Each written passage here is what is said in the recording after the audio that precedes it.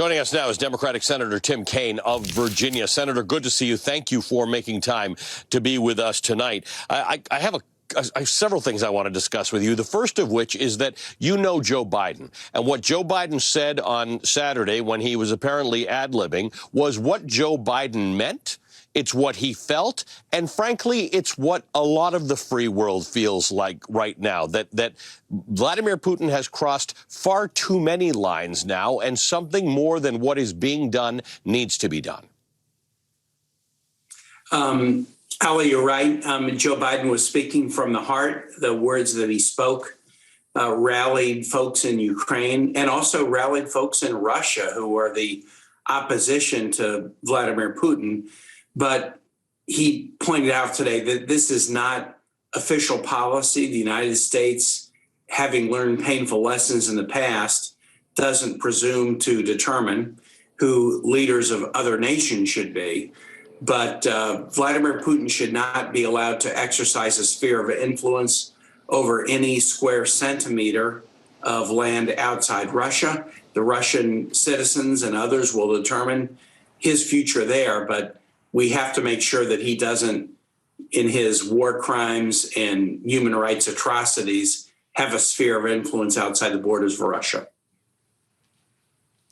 I guess the problem is that the people of Russia don't have that right. It is not a democracy. They don't actually have some ability democratically to put Vladimir Putin out of office. They can, I suppose, have a revolution, but it's the same thing in Iran or the same thing in Syria and the same thing in a lot of other places in the world where there are atrocities committed, sometimes by their own leaders, sometimes by others. How does one make that aspiration that Vladimir Putin shouldn't be in charge into a reality, given that it's not American policy to replace the regime in Russia?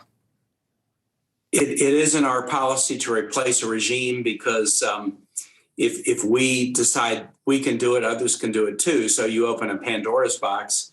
Also, the United States has often gotten it wrong in the past. But let's look at what Vladimir Putin is doing. He after the annexation of Crimea and Donetsk and Luhansk in 2014, even in the Russian-speaking, Russian-affiliated parts of eastern Ukraine, what Vladimir Putin has done has pushed the rest of Ukraine more and more toward the west.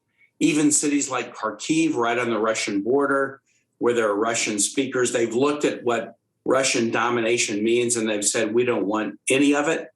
So Vladimir Putin is the best salesman that we have now for democracies, for NATO, for banding together as allies against tyrants. And even though he controls the Russian media, you watch what's happening in Russia now. There are not only anti-war protests, but you see Russian citizens going to banks and ATMs and withdrawing their, petty savings and rubles. They are getting it.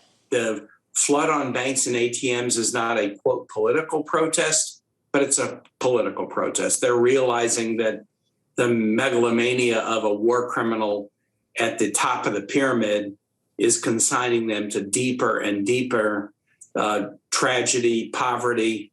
And while we will not determine who Russia's leader is, the Russian people will, and they are little by little seeing that their own leadership is putting them in a pariah category in the world. Senator, good to see you. Thank you for your time tonight.